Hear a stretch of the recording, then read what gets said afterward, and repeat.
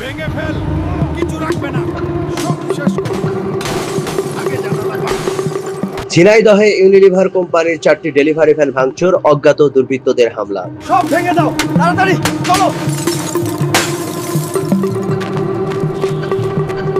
ঝিনাইদহের হামদতে ইউনিলিভার কোম্পানির 4টি ডেলিভারি ভ্যান ভাঙচুর করেছে একদল অজ্ঞাত দুর্বৃত্ত।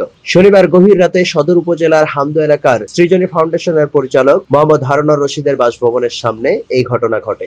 স্থানীয় সূত্রে জানা যায়, রাতে কোম্পানির কর্মীরা ডেলিভারি ভ্যানগুলো ইউনিলিভার অফিসে রেখে চলে যান। কিছুক্ষণ পর হঠাৎ 16 থেকে 20 জন দুর্বৃত্ত 10টি মোটরসাইকেলে করে এসে দেশীয় অস্ত্রের ভয় দেখিয়ে ভ্যানগুলোর সামনে ও পাশের গ্লাস ভাঙচুর করে তাণ্ডব চালায়।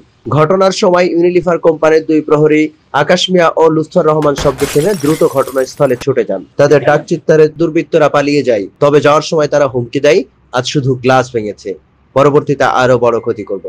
ভুক্তভোগীদের দাবি, ভ্যানগুলোর আনুমানিক ক্ষতি প্রায় 3 লক্ষ টাকা। ঘটনার পুরো চিত্র সিসি ক্যামেরায় ধারণ করা হয়েছে বলে জানা গেছে।